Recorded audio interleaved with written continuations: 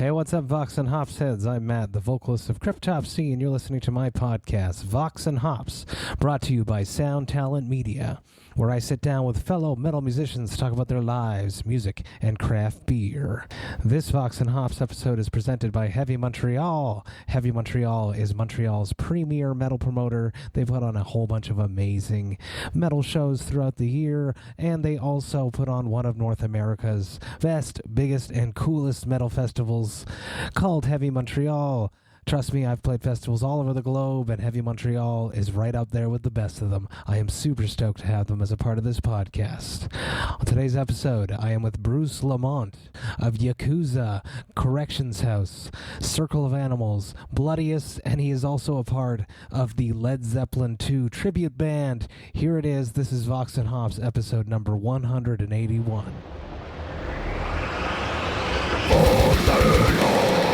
I warn you, what you are about to hear is very disturbing indeed. Hey, what's up, everyone? Today I'm with Bruce Lamont of Yakuza. He is also part of a Led Zeppelin tribute band called Led Zeppelin 2. He's in Brain Tentacles. He's a part of the Corrections House. He's a part of Circle of Animals and Bloodiest. He is a very, very busy man, and I am impressed that he has time to sit down with me tonight. So how are you doing, Bruce? I'm doing great, thanks. Let's start simple. How have you been coping with 2020? Well, 2020 actually started off pretty well. You mentioned the Led Zeppelin cover band, Led Zeppelin 2. That's kind of my, I would call that my other day job. And we got out and did 2 full tours all through January and February. We hit all the East Coast, the Midwest. We hit the West Coast and got home around February. Well, we got done around February 22nd. My girlfriend and I went and visited Joshua Tree for my birthday's the end of February. It was great. Everything was going well. I had some work in Texas that was going to come up in March. And then next thing you know, life just stopped. Literally March 15th or 16th, everything just, all of these opportunities, their shows, and I mean, all the other bands had shows as well too, and everything just kind of stopped. And the shelter-in-place thing went into effect here in Chicago, and like everybody, I think we all just figured out what to do with ourselves throughout all of that. I continue to work. A friend of mine owns a pizzeria and deliver some pizzas for him. Yakuza, as you mentioned, one of my bands, we've been working on a new record for the past couple of years, and this year we have 10 new songs. We're like right there. We were right when Shelter in Place. It was a real critical time for us to like continue to get together. So we decided to shelter in place together. We talked to our significant other ones, and we kind of like formed our own little like band bubble, I guess, and we continued to rehearse and work on things, with the understanding that we were doing this. Like I said, our significant others, our families knew, and everybody was cool with it. So that was our little band bubble. So we continued to do that, and then just started to kind of do some creative things outside of the old wheelhouse. Started getting into video editing. I had never done that before. Started getting into power tools. My brother-in-law and I own a 3-flat, and a bunch of work needed to be done. And instead of hiring out some contractors, I was like, I've got plenty of time. I'll just do it. So I just kind of taught myself how to do a bunch of things. And that's kind of how I got through the shelter in place. And since then, I've been doing some more rehearsals with other bands and things, still working. But it's not been the end of the world. It sucks, but, we'll get through all this, eventually. We have to stay positive and busy, which you most certainly did. So tell me about this. Can you relax? Are you a person that can sit still and just not do anything, or do you always have to be creative? I have a hard time just sitting still, but I do. The older I get, I try to relax a little more, and just do some, meditating and things like that. Just for my own health's sake, I suppose. But no, I just figure we only got, an infinite amount of time on this planet, and I want to utilize that time as much as possible, and to get things, just to do things, especially music. And I mean, I dedicated my life to it a long time ago, and I've just kind of stuck with it. with no goal in mind except for to be able to create things, so yeah, just kind of stuck with that, and then, like I said, Zeppelin 2 isn't really a creative endeavor. It's more of a financial endeavor. So that helps offset some of the other bands that aren't as lucrative or at all lucrative for that matter, which is totally fine because that's not the be all end all of it anyway. The only Zeppelin is. Zeppelin definitely is, but the rest of them, no, that's okay, What are you drinking there? Vox&Hops is all about hanging out with my metal friends and talking about their lives, music, and craft beer. What are you drinking on your side there, Bruce? Well, that's funny that you mentioned this because I'll tell you what, that's another thing about COVID and the lockdown thing. I have been indulging in a lot of craft beer, quite a bit. I would say, a few to quite a few every night, and maybe a couple times a year, I like to take a little time off from not just drinking, but just like health things. Like, so I do like a no sugar, no dairy, no grain thing. So I am not currently drinking craft beer. I'm drinking some green tea because I'm currently in one of these sort of detox moments that I do. But I only do that so I can allow myself to get right back to my craft beer and other kinds of alcohol beverages and abuse my liver as much as possible. But yes, today it's green tea. Good for you for taking the time to reset your body so that it can take another punishment. Exactly, totally. Oh boy, on my side, I'm drinking, or will be drinking, La Tête Dans Les Nuages. This is a double dry hopped double IPA, sorry, from Sir John Brewing Company, just outside Montreal in the Chute, Quebec. Sir John, I love them to death. Nice. This clocks in 8%. It is not a rest for me tonight. Good. Tell me about craft beer. You mentioned that you drink them a lot. Does that mean are you a craft beer enthusiast? Do you want to hear the whole history, or I want to hear your craft beer I can story. go back. Yeah. All right. I've got a long one. So I've been drinking beer for a long time. I'm 48 years old. I probably, my father gave me a beer. Nice. Gave me one of his old styles back when I was 8 or 9 years old to sip off of. I took more than a sip. I probably drank half the can and gave it back to him because I really enjoyed it. And, been drinking beer ever since. But about the time I was about 18 or 19 years old, this is probably, we're talking about 89, 90. And the quality beer that was out there on the market was things like Moosehead and Heineken, or those are the big beers to drink. And in 1992, a friend of mine, I was down in the city hanging out in Chicago, and he's like, "Hey man, you want to go for a beer?" And I wasn't of age yet, so I was, not reluctant to walk into a bar. I was pretty ballsy. I would kind of do it anyway most of the time, but I was kind of like, "Yeah, man, I'm not 21, whatever." He's like, "Oh, I got this place we can go, dude. It's a brewery. They make their own beer, and they have these kick-ass potato chips." And I was like, they what? Make their own beer? And it didn't really register. And we went to this place, and it happened to be, I think at the time, the only craft brewery in Illinois. It's a company called Goose Island, which you might have heard of at this point. And we sat in the basement away from the bar because I was underage, and some server served me what was a Honker's Ale, which was their flagship English bitter. And I mean, it was like one of those, like, just one of those moments that you had, like the first time maybe you heard Metallica or something. It completely like blew my mind. I was like, what in the fuck is this? What am I drinking? It was so fresh. And I mean, I couldn't believe it. And I found out later on that I really got a treat there going in 92, because the original brewer from Goose Island Brewing, the brew pub, is this guy, Victor something. I can't remember, but people talked about him for years as being like one of these like really early kind of craft beer pioneers. And I happened to have one of his beers like early on. It was fucking amazing. It was so good. Anyway, my life was changed from there on out as far as beer and alcohol was concerned. If I went out for a beer at a bar, I was either, at the time, early 90s, if I got a craft beer, that was great. You had your Anchor Steam products. You had, a little later was like the Sierra stuff. But otherwise I was drinking like English beers like the Boddingtons or Old Speckled Hen, Sam Smith stuff. I mean, anything that was not American or North American for that matter, just kind of the run of the mill macros. I was just trying to kind of avoid that shit.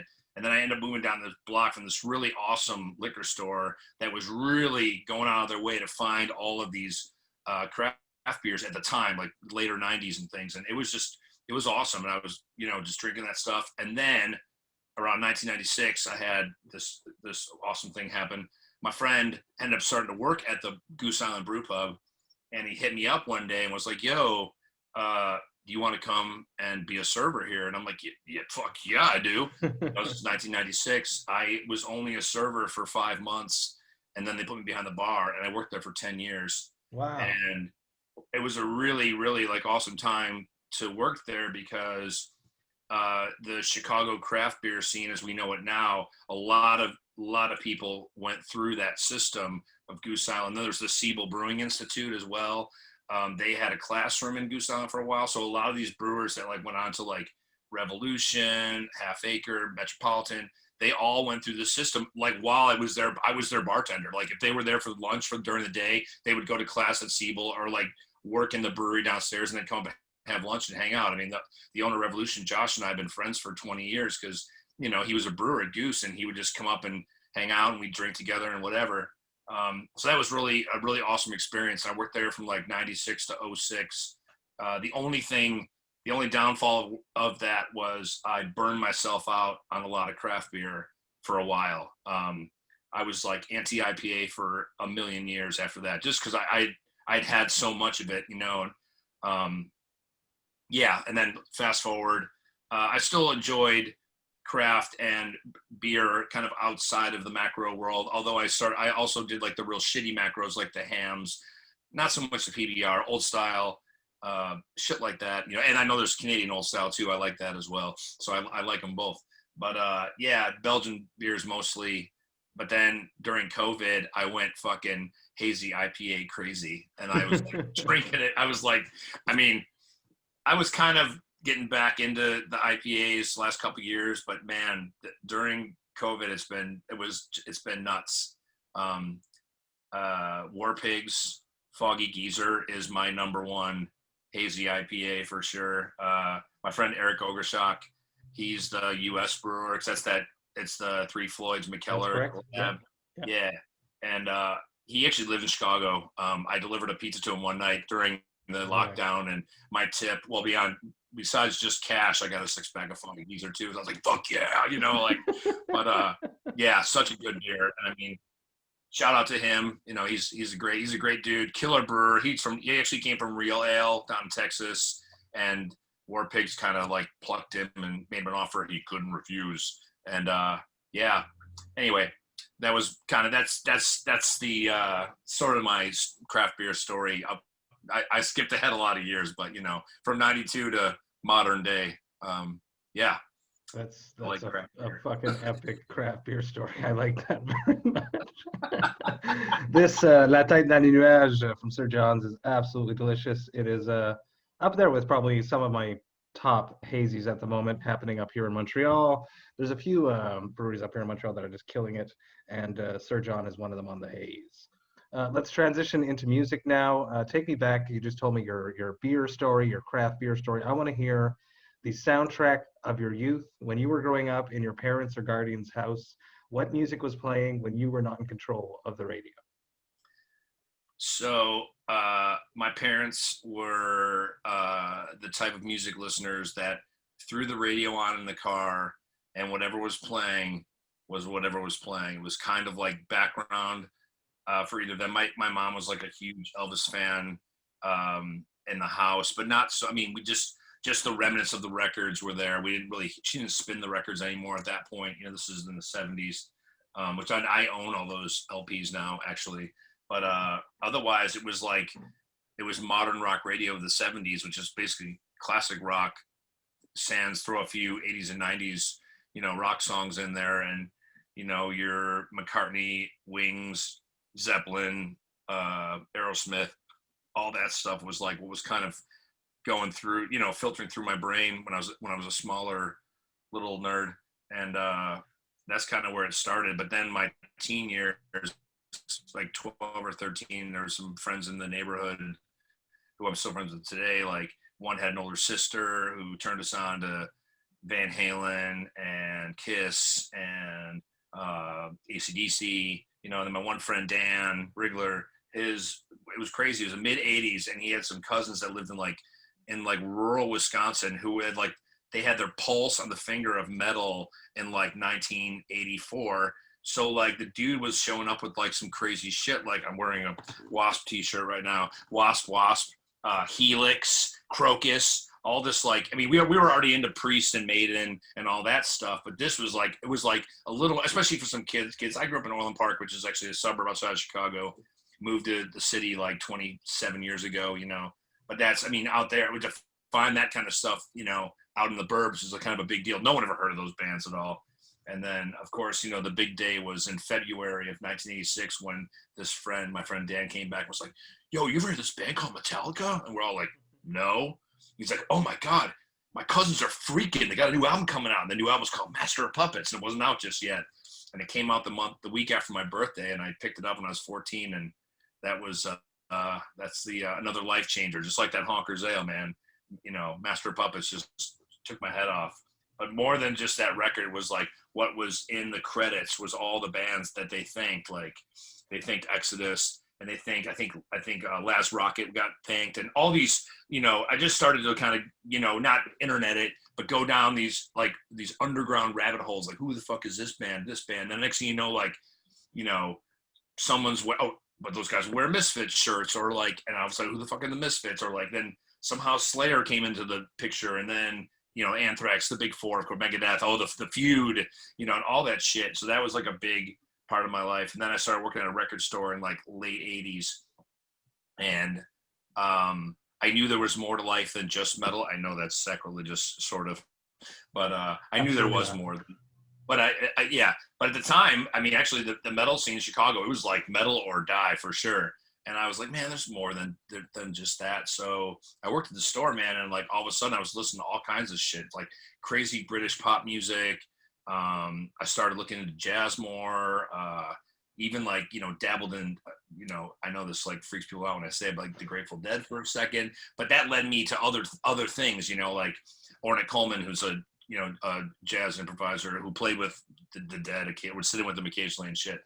So yeah, just kind of opened my, my world as far as music went. And that's kind of how I saw things. Music to me was just this wide open space of all this fucking awesomeness, and it wasn't just metal or jazz or, country or whatever. I just saw it as one huge thing, and just kind of, oh, I like this. Oh, I like this. Oh, I don't like that. And you just kind of pick and choose. And it's just yeah. And I'm kind of stuck with that to this day, and still love things, like that. My Spotify goes from I was listening to King Diamond today, The Eye. I love that record. And then literally 2 seconds later, I'm throwing on the Kenneth Anger Lucifer Rising soundtrack. It's I don't care. Or then I'm cutting to Charles Mingus record or whatever. It's just just whatever, the mood, whatever works for the mood, and that's just kind of how my listening habits are. Is that how it developed into becoming so hungry to be creative as well? To be able to fill all these needs, Maybe. all these genres? I guess so. I suppose, maybe that's where, I don't know. I never thought about it. Yes. It's normally it's the drummer that's in so many projects, but you're not that guy. You're creative, and each of these projects are extremely different from one another. And as you're mentioning all these varied interests of yours, it seems to make sense to me that you're just always searching to scratch that different itch. Yeah, I kind of am. One thing, with playing the saxophone, I was going to say it's been really nice over, especially the last 20 years or so. It's really welcomed in a lot of different styles of music, even heavy shit. I fucking got up with Napalm Death last year and ripped I know they've had Zorn on a record before, but from that extreme to this sort of dubstep band called the Highlight Savant from Chicago, where I played on that as well too. I'm saying it really lends me to kind of get inside different things, And that's been really great because I mean, it's not about like, oh, it's all about me. I just love being able to contribute to something that's already kind of there, you know what I mean? And just kind of ease in. I don't want to step on people or any of that kind of shit. That's not my personality, you know, but like just kind of like contribute and hopefully, you know, add something to it that maybe wasn't there before that is hopefully has some kind of, you know, merit that is worthy, I suppose, you know, I don't know. I want to go back. You mentioned that you guys sheltered at home, Yakuza, all together. All your partners agreed to this. They must understand, be very understanding and amazing people to let you guys go and do that. It's they must know that this project is very important to you all. Yes. And that you would have been miserable, hypothetically, yes, if you didn't get that out of you. Yeah, I mean, we've been a band for 20 years, and Jim, who plays drums, and I have been in the band for the entire 20 years. Matt's been in the band for 17. Drummer, bass player's been 3 or 4. But yeah, they totally got it. They knew. And I mean, it wasn't like we were just going to practice and sheltering together. We also all had jobs, so we were already like we were already outside working, doing things, you know. But we took all the precautions that were needed just to not, you know, fuck with anyone else's life. But yeah, this was a really important thing. It really did help a lot too, seriously, just kind of have something that meant something huge to us, you know, we just once a week kind of thing, you know, to get together. But yeah, it really did mean a lot, for sure. That's amazing. Now, I'm stoked to hear that. I hope that you guys are coming closer to having it finished. Oh, we're demoing now, so we're sick. We're it's like I said, it was the finishing of the writing process needed to happen during the lockdown stuff, and now it's demoing, and then it's recording, and then it'll come out, and hopefully by then this will all be lifted, and we can, you know, maybe we'll share a stage together or something together. That would be very cool. Yeah, yeah, I would love that. Yeah, cool. Let's dance into the tribute band Led Zeppelin. You being so creative and having so many itches to scratch, did you ever think that you had to be Robert Plant? No, not even close. No. In fact, that project wasn't even meant to be a Led Zeppelin thing, or even more than a one-time deal, you know.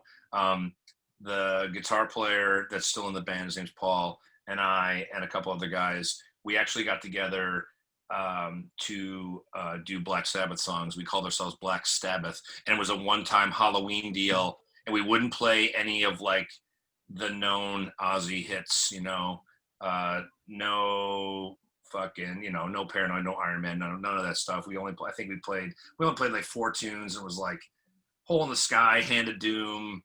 I wanted to do something like Off Technical Ecstasy, but those dudes, I had to fight them on that. They weren't going to go that deep, unfortunately. But you know, stuff that wasn't just, you know, the old same old. And we did that, like, actually we did it once. People really liked it, so they asked us to do it again. And right after we did the second time, we're like, man, fuck this. Like, I don't know. I was already like, let's do the Dio era. And that was like, and our guitar player was like, no way. I'm like, come on, that's the shit, you know. And so forget it. We're done with that. But while we were rehearsing for this second gig, we started fucking around with Zeppelin, just kind of like on a goof. And we did the first 3 songs off his Graffiti, and they were all like, dude, you sound like Robert Plant. I'm like, no, I don't. I sound like Ozzy doing Robert Plant. And I didn't think it at all. But then we ended up, instead, the next Halloween, we decided to do this Zeppelin thing. We didn't even have a name. We didn't call ourselves Led Zeppelin 2. And, you know, we just did it, and people lost their shit. Again, we did not do any Zeppelin hits. No Stairway, no Cashmere, no nothing. We were like, you know, we did In the Light. We did fucking a lot of stuff off Physical Graffiti, but like definitely on the back end of the record. Stuff that wasn't, you know, I don't know. And people went crazy over it. So then we're like, oh, maybe we should do this every Halloween. So we did it a couple more Halloweens. It was so much effort for one show that we decided, like, maybe we should do it a couple times a year instead. So we did it that way. And then next thing you know, we do it 3 or 4 times a year. The money's pretty good. Hey, maybe we should, you know, and we started like kind of drawing bigger crowds, and it just kind of snowballed into this thing. And we ended up finally getting up to where we played the House of Blues in Chicago, where it's like 1,250 capacity. And we like sold it out. Beautiful room. Yeah, right. Killer room. And sold it out like flat, like first time through. and that was it, right? Like all of a sudden, like agents that never gave a shit about any of my bands are calling me going, "Hey, I heard the Zeppelin band is doing really well. You need an agent?" And I'm like, "Really? Fuck you!" I'm like, "Yakuza." No, we don't want that band. We'll take the Zeppelin band instead. I'm like, "No, you get both or nothing." I was trying to like parlay that thing, and that didn't work. Anyway, whatever. Yeah, then it just kind of snowballed into a thing where then we like started doing other. I mean, it was a lot of House of Blueses. Honestly, it was like Dallas and Houston, and then we we're going to Boston to play Paradise, and it just became a thing. And then here we are. That was like 12 years ago, and now we're 2020, and yeah, we're. Like I said, we did 25 shows this year before COVID hit, and you know, I'm grateful that we at least got to do that. You know, I mean, I know a lot of musical folks and friends that are just suffering because they can't even get to a guitar, let alone play a gig. So yeah, grateful that happened. That's another crazy story. Very, very interesting. It must have been sort of, as you mentioned, you tried to wrangle Yakuza into each of the deals. It must have been very frustrating and hard to swallow at that point to have all these people hitting you up. A little bit, yeah. I don't think like that anymore. But at the time, yeah, I was kind of like, whoa. Like I've been, my other band I've been working at for a million years, and now I'm throwing a blonde wig on and doing this thing. And I was like, yeah, it did kind of bother me a little bit, but at that time, but nah, not at all anymore. Then it kind of became a thing where I realized like, oh, and then what was cool is a couple years later, Sanford Parker, my friend from Circle of Animals and Corrections House, and he's engineer of all the Yakuza records. We started a small label called War Crime, able to put out my solo records, his solo records, some other things. And so then I started to look at it like, well, the earnings I make from Zeppelin too, they're still humble and meager and whatever, but there's a little bit there. I can kind of like put that back into the projects that matter to me, so that's the way I've always looked at it, and that's kind of how and then, I mean, the Zeppelin thing's fun. Don't get me wrong. Like I do like dressing up and I do like performing. It's cool, and it's totally, it's whatever. It is what it is. Like I said, the fact that it can somewhat finance the other stuff, great. That sweetens the deal even more so. Did you ever do theater in high school? Were you a part of any of the plays? Nope. So where did this getting into character, putting on a show, because it's a real show versus when you go up on stage and you perform with anyone else, because you're really stepping into a character. Yep. No, I was a total fucking metal punk shithead in high school. I was not part of the drama club. I dated a girl in the drama club, but only because they always had the best parties. They always had good drugs, and they always had a lot of booze. So like that's what we hung out. So, but no, I didn't. I just I mean, obviously I watched Song Remains the Same a million times growing up, and I mean I did. Zeppelin was a thing for me for a while when I was a teenager. Kind of pre-Metallica, but like I did love that band for sure. I mean, I still respect them, immensely, of course, but yeah, I don't know. I just started to kind of, someone jokes with me like, "Oh, do you sit in front of the mirror with a hairbrush and do the moves?" And I'm like, kind of, a little bit, but not with a hairbrush. But I think about it a little bit. I'm like, well, all right. I'll look. I'm like, what? Does this look stupid if I do it like this? And I'm like, oh, it kind of looks like Plant a little bit. All right. Okay.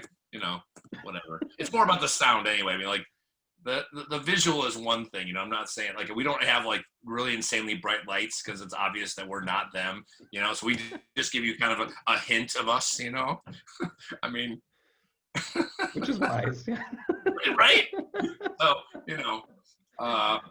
Robert Plant was like 148 pounds. I am not. So, I'm a couple pounds heavier than that. Not crazy, but anyway, we just want to give you, I don't want to take away the illusion, but it is an illusion for sure.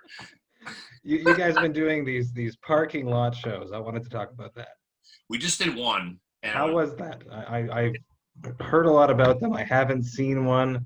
I've imagined playing them. How was that for you? And what were your thoughts going into it? I want to hear about the whole thing.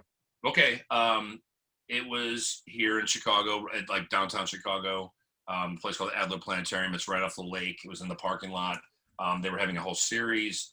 I was thrilled. I mean, all of us were. We were like, wow, we get to play a show. And, a friend of ours lives pretty close to there. So he like kind of biked over and took some photos. It was like, man, this looks legit. It was like a huge stage, full on PA. It was like definitely a festival style stage, you know. So we were like, okay.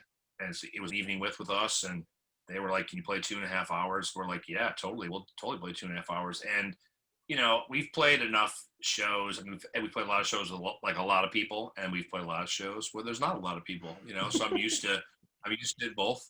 And this was interesting because there were cars. There were people like sitting outside of their cars. They're like sitting in lawn chairs, distant, you know. So there was clapping and things, but not like a full on festival show. But people were like honking their horns and flashing their brights, and I was kind of egging them on. I loved it. I thought I was like, fuck yeah, let's just get nuts, you know. But it was fun. I mean, it was nice to be on a real stage again. You know, seriously, that was the main thing. And I was able to employ some friends here in Chicago, sound people and merch people and stuff. So that was cool. Always grateful to be able to do that kind of thing. But yeah, it was a lot more fun than I expected. You know, people were into it. It was pretty well attended. They were hoping for more, but also like we have a pretty heavy suburban crowd that comes to see us, and apparently there were a lot of no-shows because they were kind of scared to come into the city because of all of the looting and the rioting and things like that. So we had, you know, that was the only thing. But we're doing another one next month and out in the suburbs, and that's already selling like crazy. And I was like, to me, that blows my mind. Like, selling like crazy. Like, what? Like, they're like, yeah, we've already sold 50 cars. I'm like, wow. And 50 cars, that's like times 6. It's 6 people a car. So I was like, that's cool. All right. I mean, yeah, I guess that's I don't know. I mean, that's, like I said, we were just kind of had fun with it. And I mean, during Moby Dick was hilarious. Cause I'm literally like, just like, I want to hear you honk. Honking their horns, and they're like flashing their brights, you know? I mean, the funny, yeah, it was really funny. So I enjoyed it. So crazy.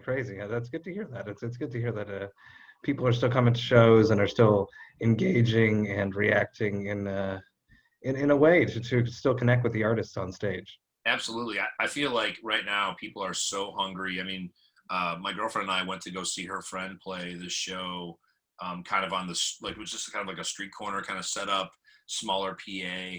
And there were still, I mean, socially distant, but still like 50 or 60 people just came to hang out and watch the show. And we were just like happy to be together just to do, you know, to watch a performance, you know, a friend playing.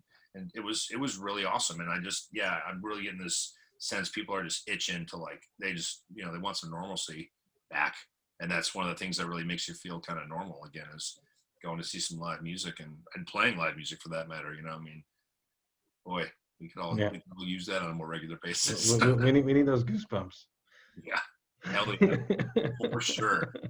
Did you, just to ask you, did the Metallica drive-in thing happen in Montreal over the weekend? It did happen just outside of Montreal in Saint Eustache, next to my hometown of De Montagne.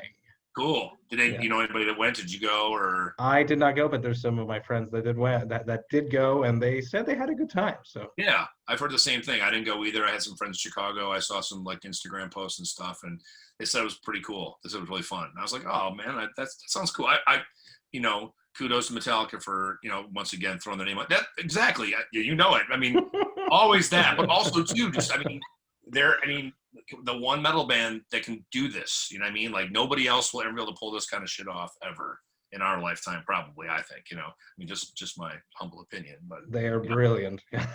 No, matters, of course. So good for them. Yeah, cool.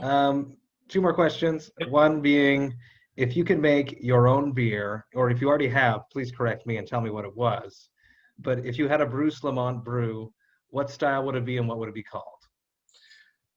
I did do a beer one time when I worked at Goose Island. It unfortunately did not work out so well. We called it the Tavern Pale Ale, and what it was based off was I wanted to do a craft beer version of like Schlitz, and just because that's what I was kind of like, that was kind of my shitty beer at the time that I would drink, and I wanted something a little more on the fresh side. Would I say that today? No, I would totally do like a hazy IPA. There's this brewery called Wake Brewing out of Rock Island, Chicago. You know Wake? Yeah. They asked Yakuza do a collaborative beer. And so we've been kind of kicking it back and forth. I think we're going to end up doing some kind of Russian Imperial or something like that. I don't know. I mean, I'm really into the bourbon barrel age kind of stuff, just Goose Island was a big Bourbon County Stout thing, we talked about it as a band, and I think that's something we do as a band. If it was my choice, probably more of an IPA, but I'm down with stouts too, so whatever. Hazy IPA. Maybe I can get the guys from Three Floyds to, help me out. I say I'm gonna start throwing out the shout outs to all the breweries. Please do. And I want all these breweries, if they are listening, if just because you're with a metal band doesn't mean you have to make a big heavy stout. You can still be metal and extreme without it being a huge stout. I was going to say my 2019 craft beer was definitely Pilsners more than anything, like craft beer Pilsners, the Crispy Boys are back. My Baker. Was that? Crispy Boys are back. Yep. Yeah, totally. I mean, yeah, that was kind of the jam. But then, like I said, just because of COVID, it just transitioned into hazy IPAs. And one last question, Bruce. You're not getting it right now because you're on a cleanse, a detox, a purifying reset of your body. But when it does happen, what is your hangover cure? Oh, do you really want to know? A shot of Jeppson Malort. Have you had Malort before? I have not. No. It's a Swedish liqueur. It's a company that Jeppson was based out of Chicago. It's this really bitter, kind of like a either aperitif or digestif kind of vibe. But I've been doing it as shots for forever, and it's kind of a Chicago thing. They moved to Florida, and then the company got sold to a smaller distillery company here in Chicago called CH. They bought it. They took over the recipe, and they're making it now. It's kind of a Chicago thing. Most people find it totally vile and disgusting. It's kind of a cross between grapefruit juice and gasoline. I think it's the greatest thing in the world. A couple shots of that in the morning or in the afternoon or in the evening. That'll be my hangover cure for this podcast. There you go. See, that's the first time I've gotten that one. Thank you, Bruce. Cool. Yeah, no problem. I really, really appreciate you taking the time out of your crazy musical schedule to sit down with me and to chat about your life, music, and of course, craft beer. I really, really appreciate it. Everyone, if you can, go to check out Led Zeppelin 2, get ready for a new Yakuza record. I'm super stoked about it, and you guys should be too. Cheers. Thank you. Cheers. Hey, thank you all so much for listening right to the end. You know that I love and appreciate that.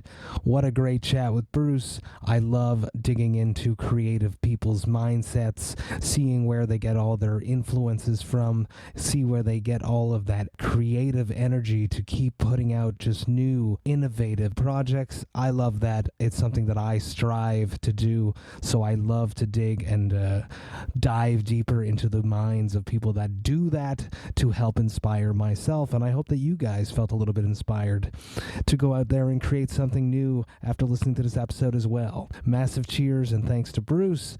Such a great time hanging out with you, and I am sincerely looking forward to that new Yakuza record.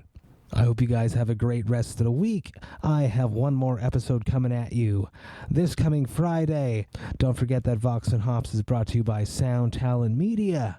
I'll be back on Friday, everyone, but until then, remember to enjoy life, metal, and craft beer. Cheers, Vox&Hops heads.